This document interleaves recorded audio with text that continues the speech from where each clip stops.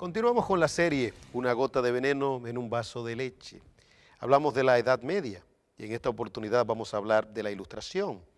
En la Edad Media, usted sabe, hubo de todo. Un tiempo de pleitesía, un tiempo de jerarquía, un tiempo de esclavitud, un tiempo de inquisición, un tiempo de plagas, enfermedades. Pero también fue un tiempo donde las naciones en Europa se asentaron y donde hubo hospitales y hasta universidades. Pero fue un tiempo donde las religiones influyeron. Dos religiones, básicamente. La religión cristiana, ¿verdad?, ya como religión, el hecho de que se haya convertido en religión, pues hacía que se pudiera identificar desde el punto de vista físico u organizacional.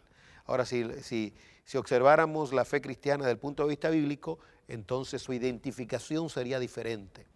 Porque para identificar la iglesia de Cristo tendríamos que, hacerlo desde el punto de vista místico, ¿verdad? Son los verdaderos creyentes que han nacido de nuevo, no necesariamente que están incorporados dentro de una organización, aunque esa organización tenga el rótulo de cristiana.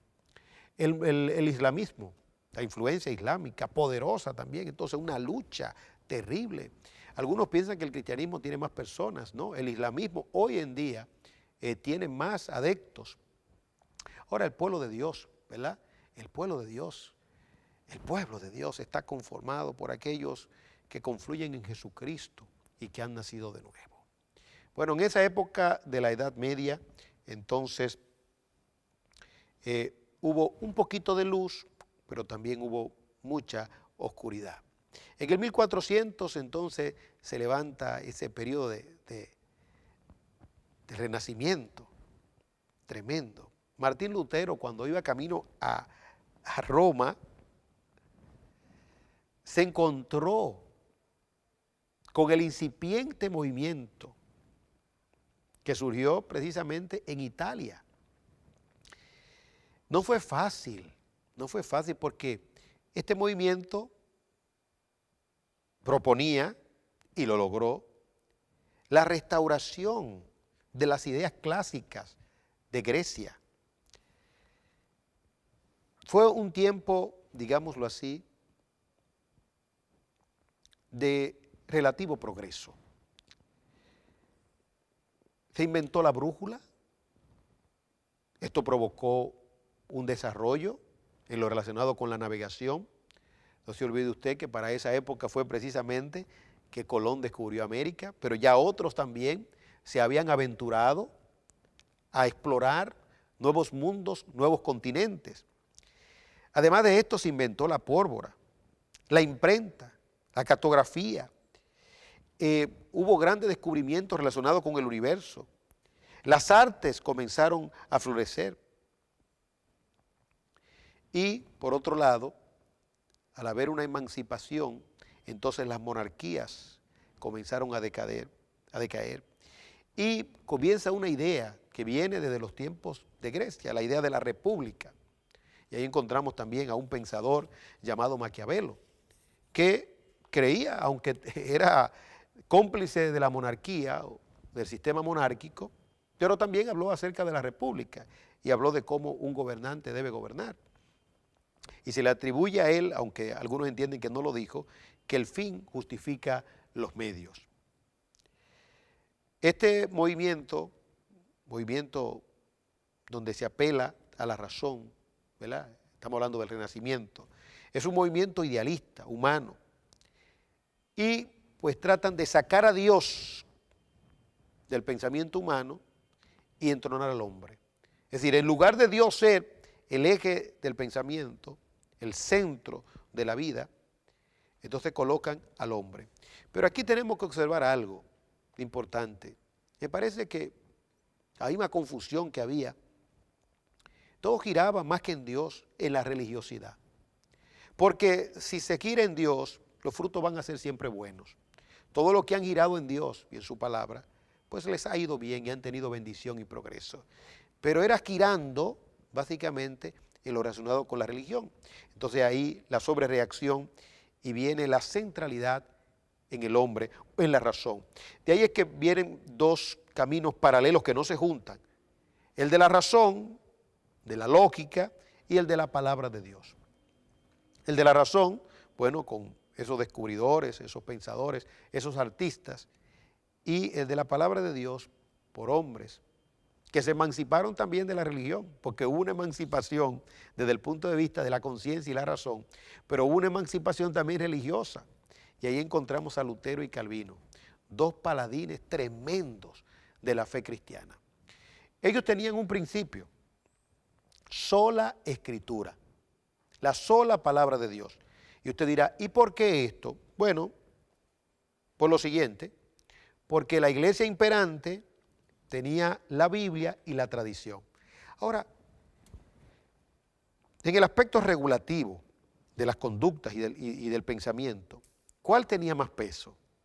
¿La Biblia o la tradición? Bueno, la iglesia misma postulaba que la tradición. Y ellos usaban ahí la lógica. ¿Quién estuvo primero? ¿La Biblia o la tradición? Y ellos inferían que la tradición. Por ende, ellos podían, y solamente ellos, de manera exclusiva, podían interpretar la Biblia. Es decir, que de mayor inspiración que la Biblia misma, era la interpretación que se le daba a la Biblia, que le daba la tradición. Entiéndase, el Papa y los cánones católicos. Todavía hoy en día, usted habla con un sacerdote católico, ¿verdad? Estamos hablando de un sacerdote católico ortodoxo, porque hay sacerdotes católicos pragmáticos y funcionales, que siguen la idea del funcionalismo, y que no necesariamente se adhieren a la ortodoxia católica, pero un sacerdote católico le va a decir que la tradición está primero. Por eso los dogmas católicos tienen más preponderancia. La idolatría y adorar imágenes, ellos van a decir por qué lo hacen, tratan de justificarlo, pero la Biblia de manera tácita y clara dice, no, es que las imágenes no van, no te harás imagen delante de mí, pero ellos le buscan una explicación. Entonces dice, bueno, tú le das tu interpretación y nosotros le damos la nuestra, pero la nuestra es la que va, porque tenemos la preponderancia, tenemos el derecho divino para solamente nosotros interpretar la palabra de Dios. En el caso de los reformadores, ellos dijeron, no, así no es sola escritura, la Biblia por la Biblia, que la Biblia se interprete a sí misma. Aunque claro, luego vinieron las confesiones de fe, y en cada confesión se hacía una observación. No estamos diciendo que esta confesión de fe tenga la misma equivalencia que la Biblia, aunque claro está, a causa de la debilidad humana, algunos les han dado la misma preponderancia y el mismo poder a las confesiones de fe. Y qué triste que a veces uno mismo, en medio de la controversia, tenga que apelar a la misma confesión de fe. En el caso nuestro, recientemente, una situación que se ha suscitado en el campamento cristiano acerca de un tema cardinal, bueno, lo hemos citado en la Biblia una y otra vez, que los homicidas no entran al reino de los cielos, pero hay gente que se empecina a decir que una persona puede quitarse la vida y ir al cielo. Bueno, ¿y dónde lo dicen las Escrituras? Entonces uno tiene que apelar a la confesión de fe de Westminster, tiene que apelar a la confesión de fe de Londres, porque ya que no entienden por la Biblia, pues que entiendan por la confesión. A lo mejor, y quién sabe, si entienden por la confesión más que por la Biblia, porque hasta el sentido común enseña que es imposible que una persona, ¿verdad?, que cometa un acto como ese, pues se le pueda dar un margen, que se lo dé Dios, pero la Biblia no da el margen. Porque Dios se lo puede dar, pero eso es prerrogativa divina. Pero usted tiene que hablar conforme a la ley y al testimonio. Bueno, pues Calvino y Lutero dijeron a la ley y al testimonio. En otras palabras, sola escritura. Y eso se ha mantenido hasta la fecha, la razón y la Biblia. Pero tristemente, ese periodo de la Ilustración o del Renacimiento, ¿verdad? Todavía sigue afectando. Porque usted puede estar en una comunidad cristiana y a lo mejor en esa comunidad tienen la filosofía del Renacimiento. En otras palabras, le dan más importancia a la lógica y a las deducciones que a la palabra de Dios. Y quiero observar que es difícil que una persona que se mantenga con lo tácito de la Biblia, con lo claro y expreso de la Biblia, pueda errar al blanco. ¿Sabe cuándo es que se falla el blanco? Cuando usted asume las tradiciones y los comentarios de los hombres y los postulados de los hombres. Cuando usted deja de pensar, eso es ofensivo a Dios, porque Dios lo creó a usted a su imagen y semejanza para que usted piense. Usted tiene que ir a la Biblia con un espíritu de humildad. No es que usted no va a tener maestros que le enseñen. Pero una de las cosas que va a hacer un maestro conforme al corazón de Dios es que le va a enseñar a discriminar. Le va a dar un pensamiento crítico. Y con la Biblia se va con un pensamiento crítico. Claro, usted tiene que tener una lógica. Usted tiene que ver si hay algo que dice una cosa que le parece contrario a la prudencia. Usted tiene que buscar su contexto para poder entenderlo. Y tiene que irse hasta el Génesis, cuando son principios de dignidad humana, porque la Biblia nunca violenta la dignidad humana. Bueno, ese pensamiento de razón, de lógica, influye en asuntos prácticos hasta el día de hoy, en día. Porque, bueno, con la Declaración Universal de los Derechos Humanos, algo preciosísimo, de lo cual en su momento vamos a hablar, ¿verdad?, en el contexto de la Revolución Francesa, y tenemos que hacer mención de la Revolución Francesa porque hoy en día el pensamiento es influenciado precisamente por la Revolución Francesa y la Declaración Universal de los Derechos del Hombre, de los derechos humanos. Qué bueno subrayarlo, si es posible, uno por uno, ¿verdad? Y bendecimos a Dios. Es una manifestación de la gracia del Señor, pero algunos tergiversan algunos de esos principios. De ahí es que, sacando a Dios del asunto, algunos aterrizan en asuntos relacionados con vida. Por ejemplo, el aborto, la eutanasia, el mismo suicidio, el homicidio, el criterio de justicia. En fin, un sinnúmero de cosas que hoy en día pues afectan el pensamiento y por ende la conducta. Entonces esa línea de pensamiento va a estar.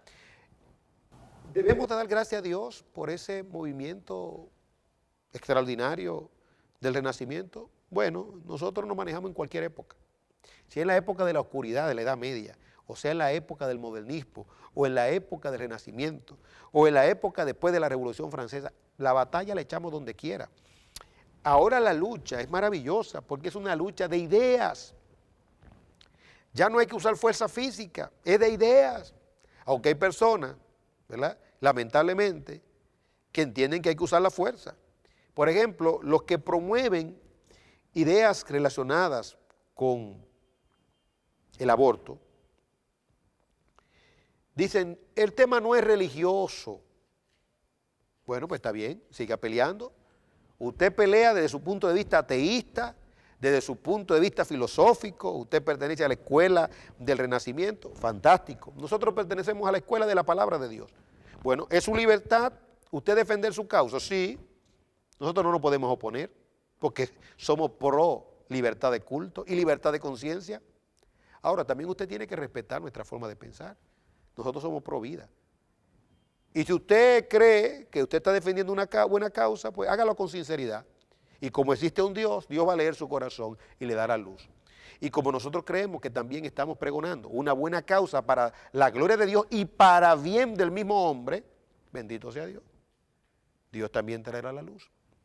Lo triste es que personas dentro del campamento que saben que es una lucha de doctrina y de verdad, a veces son indiferentes y se van del lado de los renacentistas, se van del lado de los que hacen énfasis a la razón y tratan los temas a la luz de la lógica humana y no de la lógica bíblica, la lógica de Dios que está aquí en su palabra.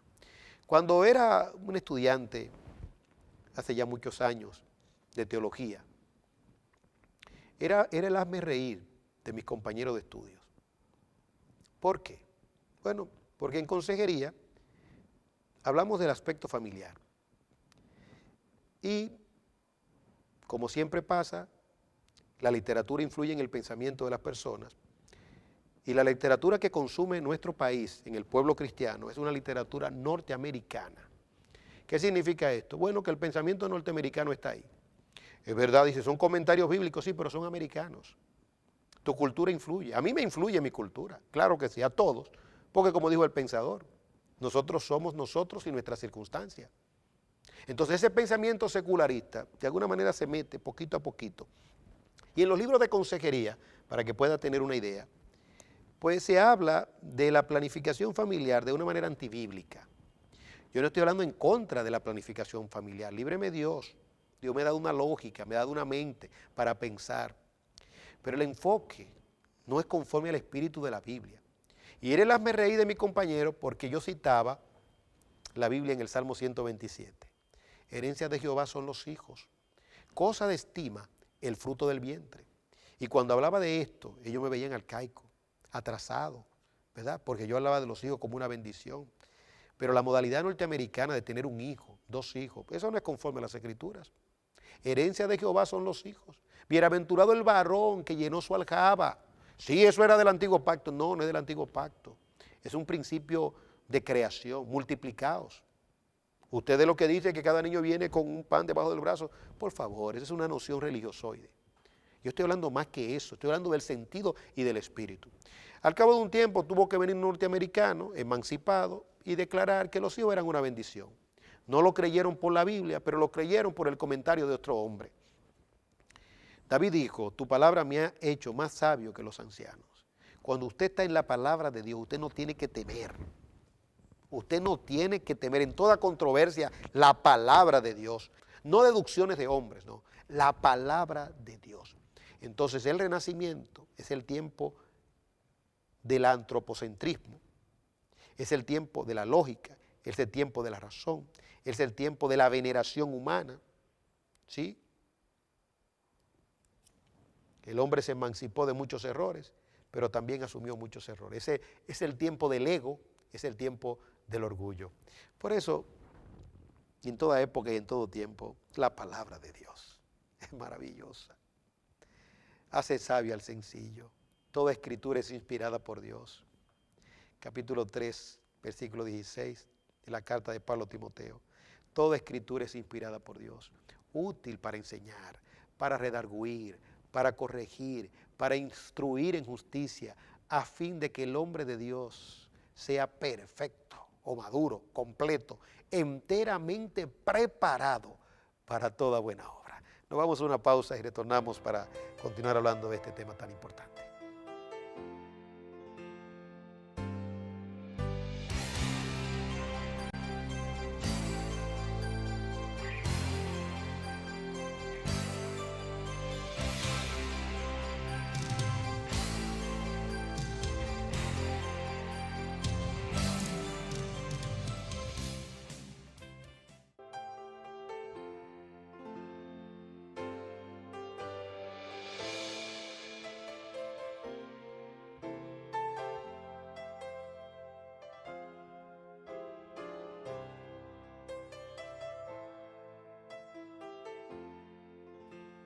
Muchísimas gracias por continuar con nosotros. Una gota de veneno en un vaso de leche. El renacimiento, el poder del renacimiento, cómo afectó la manera de pensar y la conducta y cómo sigue afectando hoy en día a personas y a naciones. El rescate del mundo clásico, volver a las ideas grecorromanas. ¡Wow! Surgió en Italia en el 1400, busca la verdad a través de la lógica, a través de la reflexión y no en Dios. Es ser o no ser, lo estudia todo y esto es maravilloso, estudiarlo todo. Dice la Biblia, escudriñarlo todo y retener lo bueno. Es la religión que te da una Biblia en latín para que tú no la entiendas, pero la verdad de Dios es para todos. Dios quiere que su palabra sea conocida por todos y que en la medida de lo posible, dentro de tu capacidad y tu discernimiento, tú puedes exponerte a todos los saberes. Nosotros no tenemos miedo ni temor. Lo que puede endurecer a una persona, a nosotros nos ablanda. Los descubrimientos de Albert Einstein, pues a nosotros nos fascinan, los que son conformes a la verdad verdadera de Dios. Cada descubrimiento nos acerca más a Dios y la ciencia aumentará, dijo Daniel, bajo la inspiración del Espíritu Santo. Es decir, que el hombre de Dios, el pueblo de Dios es un pueblo libre, no le tenemos miedo a los saberes. No exponemos a nuestros estudiantes a los saberes, a nuestras comunidades, no les ocultamos verdades, sino que se pongan a esas verdades. Ese fue el tiempo de Copérnico y su teoría, fue el tiempo de Kepler, fue el tiempo de Galileo, de Leonardo da Vinci, ¿verdad?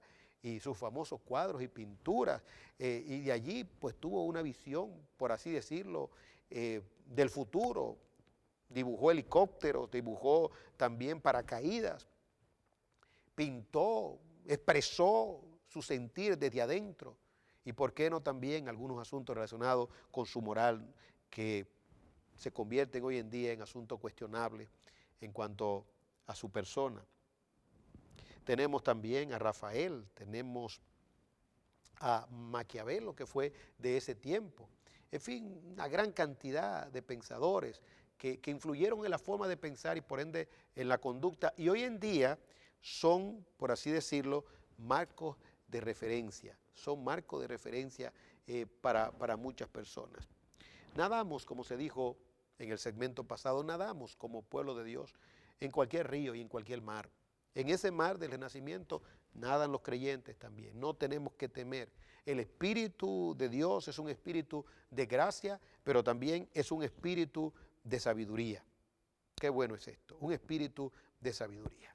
El doctor Kennedy, en su libro ¿Y qué si Jesús no hubiera nacido?, James Kennedy, pues destaca todos los aportes, aún en la Edad Media y también en la época del Renacimiento, la cantidad de cosas realizadas, ¿verdad?, o de influencias venidas por el Evangelio, por el cristianismo en su sentido general.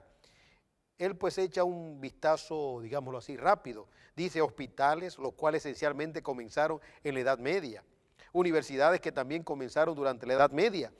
Además, la mayoría de las más grandes universidades fueron fundadas por cristianos con propósitos cristianos, alfabetización y educación de masa, el capitalismo y la libre empresa, gobierno representativo, republicano, particularmente como se han concebido en la experiencia de Norteamérica, la separación de poderes políticos, las libertades civiles, la abolición de la esclavitud, tanto en la antigüedad como en tiempos más modernos, la ciencia moderna, el descubrimiento del nuevo mundo por Colón, la exaltación de la mujer, la benevolencia y caridad, la ética del buen samaritano, pautas más elevadas de justicia, la exaltación del hombre común, la condenación del adulterio, de la homosexualidad y de otras perversiones sexuales. Esto ha ayudado a preservar, dice Kennedy, la raza humana y ha evitado muchas aflicciones, alta consideración por la vida humana, la civilización de muchas culturas bárbaras y primitivas, la codificación y escritura de muchos de los idiomas del mundo,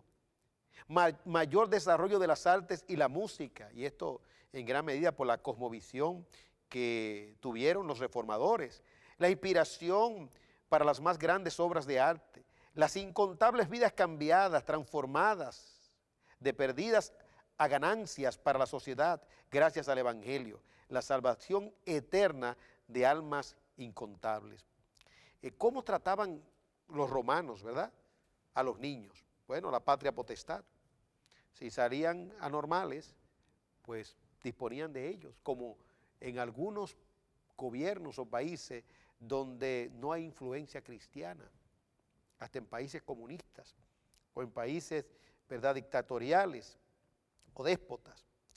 El asunto, digámoslo así, de la vida, el respeto a la vida en todo su sentido y conjunto. Por ejemplo, Kennedy menciona esto relacionado con la vida. Dice, se menciona el pecado de suicidio 5 veces en la Biblia. En solo 4,000 años de historia bíblica, solo se suicidaron 5 personas y todas eran malvadas, como Judas, que vendió al Salvador por 30 piezas de plata. Y sigue diciendo Kennedy algo más. En contraste con la historia judía, muchos de los líderes romanos se suicidaron. Esto incluye a Poncio Pilato, los senadores Bruto y Cayo, Marco Antonio, Cleopatra, lógicamente no era líder romana, el emperador Nerón, el filósofo estoico Séneca, varios gladiadores, el emperador Adrián. Durant, un autor, escribe que la mayoría de los romanos que vivían de acuerdo con la filosofía estoica popular, que decía que la vida en sí era una elección que dependía de cada persona, de modo que el suicidio era muy común en la Roma anterior a la influencia del cristianismo. Y concluye el doctor Kennedy, el cristianismo fue un enemigo del suicidio en el mundo antiguo, tanto como en el moderno. Hoy el concepto neopagano está rebajando de nuevo el valor de la vida en todas partes. En tiempos recientes, escuche esto, uno de los libros más vendidos en nuestra nación fue un manual sobre las técnicas para suicidarse. Pero la sabiduría de Dios dice, todos los que me aborrecen aman la muerte. Proverbios capítulo 8, versículo 36. Este libro es recomendado. Para concluir este segmento, es bueno destacar que a la par con el movimiento del Renacimiento, de renacer de la filosofía de Grecia, de las obras de artes, ¿verdad?, el renacimiento. También hemos mencionado ya a Lutero y a Calvino, pero es bueno destacar a Calvino. Calvino, por influencia de Farel, fue a Suiza y gobernó allí. Trató de imponer las reglas bíblicas. Exageró, se extralimitó, bueno, era un hombre.